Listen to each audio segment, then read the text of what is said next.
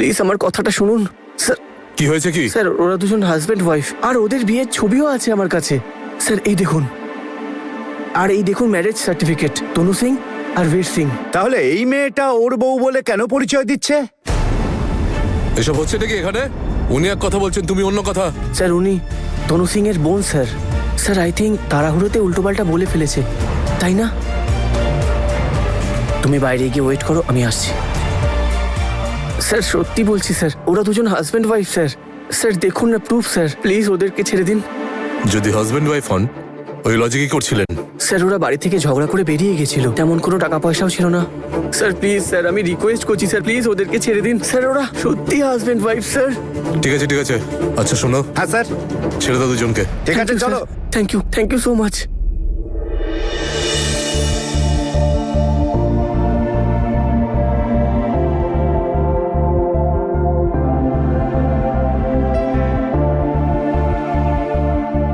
Thanks Amrit. বীর,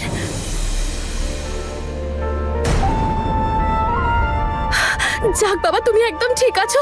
তুমি জানো আমি কত ভয় পেয়ে গেছিলাম, কি উল্টোপাল্টা চিন্তা হচ্ছিল। আমার মনে হচ্ছিল সারাটা রাত তুমি কি করে জেলে কাটাবে, আর তোমার অপেক্ষায় আমি ওখানে ওই বেঞ্চে শুয়েছিলাম। আর যখন আমি কিছু বুঝতে পারছিলাম না, তখন অমৃতকে ফোন করলাম। জাসমিন সুইটি, আমি তোর কাজটা করে দিয়েছি। এই নে দাদার ফ্ল্যাটের চাবি। দাদা তো এখন লন্ডনে আছে, যতক্ষণ না ফিরে আসছে তোরা ওখানে থাকতে পারিস। Thank you so much sweetie, thanks. Bir, আর আমাদের এদিক ওদিক ঘুরতে হবে না, চলো আমরা যাই।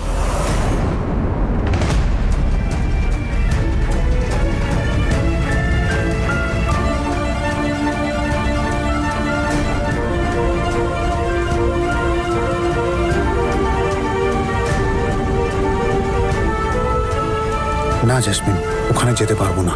ওখানে যেতে পারবে না? কেন যেতে পারবে না? এই আবার নতুন করে তোমাকে কোনো জ্ঞান দেয়নি তো বীর? এক রাত ওর সাথে কাটিয়ে তো দেখছি ওর মতো করেই কথা বলছো তুমি। জেসমিন প্লিজ, কি সব বাজে বাজে বলছো? তাহলে তুমি বলো না বীর, যদি আমরা ওখানে না যাই তাহলে আমরা কোথায় যাব? বাড়ি যাবে। দাদা শোনো, মায়ের শরীরটা খুব খারাপ, প্লিজ বাড়ি চলো। না, কোথাও যাবে না বীর। বীর তুমি ভুলে গেছো নাকি কিভাবে ঘাট ধাক্কা দিয়ে ওই বাড়ি থেকে আমাদের বের করে দেওয়া হয়েছে? জেসমিন তুমি প্লিজ বোঝার চেষ্টা করো। তুমি শুনলে না যে মায়ের শরীরটা ঠিক নেই? তুমি আমাকে ওই বাড়িতে যেতে বলছো যেখানে আমাকে কতভাবে ইনসাল্ট করা হয়েছে। জেসমিন আমি যেটা বলছি সেটা শোনো, আর আমার সমস্যাটা আর বাড়িও না। ঠিক আছে বীর, আমি রাজি ওই বাড়িতে ফিরে যেতে, কিন্তু আমার একটা শর্ত আছে, যে যতদিন না আমি তোমার স্ত্রী হওয়ার অধিকার পাচ্ছি, আর যতদিন এই মহিলা তোমার স্ত্রী থাকবে, আমি ওই বাড়িতে যাব না। আমি সুইটির সঙ্গে যাচ্ছি। চল সুইটি। আরে তনু দিচ্ছে আমাকে ডিভোর্স।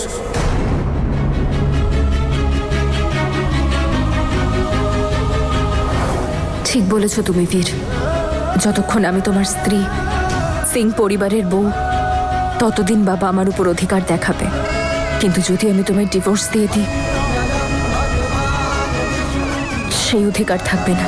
আমি সিদ্ধান্ত নিয়ে ফেলেছি, আমি ডিভোর্স দেব তোমাকে।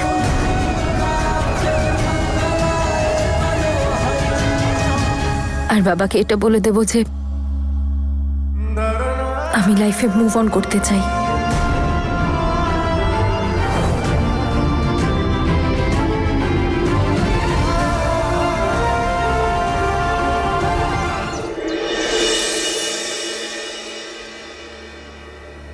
মা, দাদা এসে গেছে।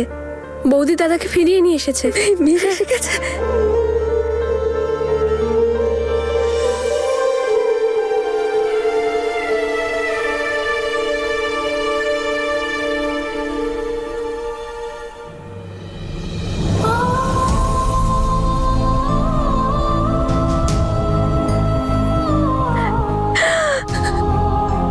তুই কি করে চলে গেলি তোর মাকে ছেড়ে দিয়ে? তুই একবারও ভাবলি না যে তোর মা তোকে ছাড়া কি করে বাঁচবে? কাঁদতে নেই, এই তো আমি এসে গেছি, আর কখনো যাব না। চলো কিছু খাবে, চলো। আমি জানি আমি যাওয়ার পর থেকে তুমি কিচ্ছু খাওনি। তুইও তো এখনো পর্যন্ত কিছু খাসনি বোধহয়।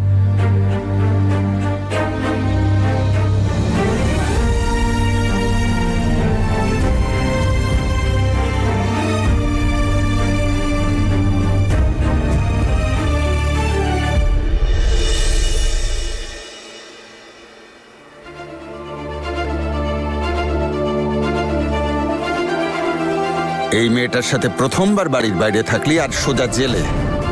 দেখে যা দেবদাস, তোর চন্দ্রমুখী তোকে আরো কি কি দিন দেখায়।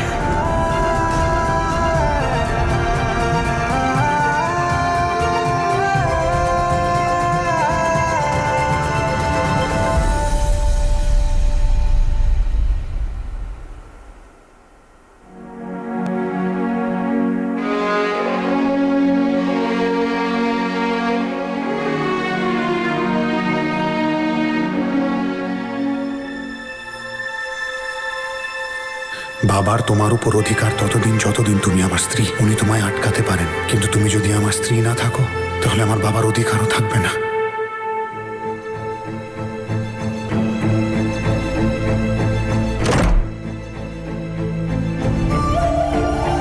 আমি সিদ্ধান্ত নিয়ে ফেলেছি, আমি ডিভোর্স দেব তোমাকে।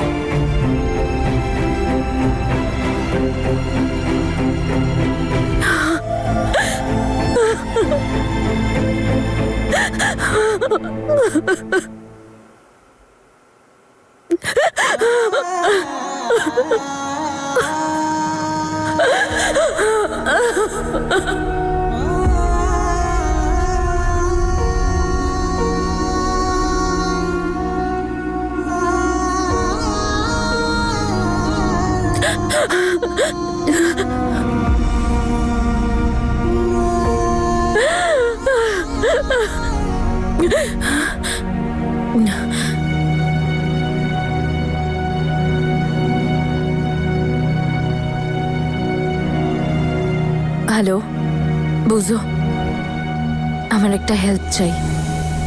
কোনো লয়ারের নাম্বার দিতে পারবে?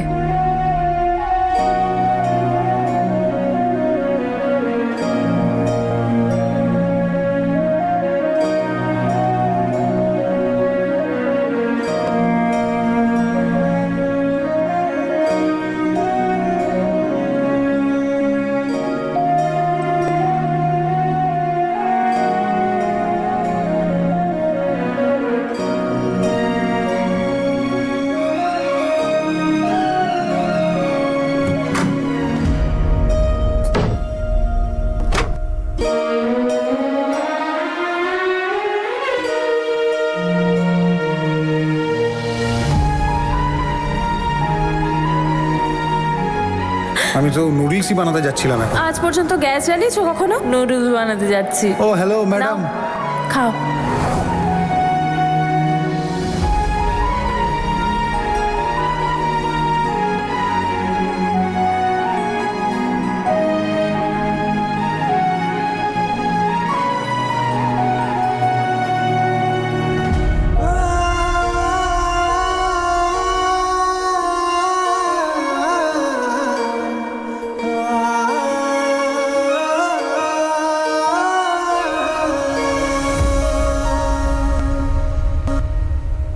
চলে এসো বীর,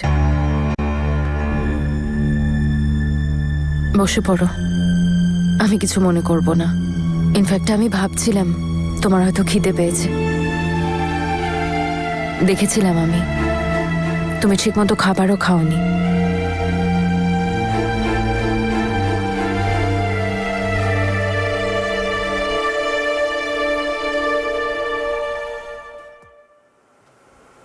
তুমি এখনো আমার এত কেয়ার কেন করছো তনু?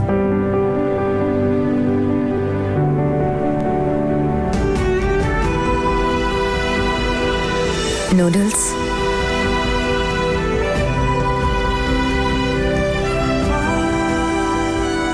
ডোন্ট ওয়ারি, আমি নুডলস শেয়ার করতে পারি তোমার সাথে। হয়তো এটাই আমাদের লাস্ট নুডলস নাইট, বেস্ট ফ্রেন্ডসের লাস্ট নুডলস নাইট। হ্যাঁ, বেস্ট ফ্রেন্ডস বা শুধু ফ্রেন্ডস। হাজব্যান্ড ওয়াইফ তো আর নেই আমরা, আর এমনিতেও শুধু নাটকই করেছিলাম।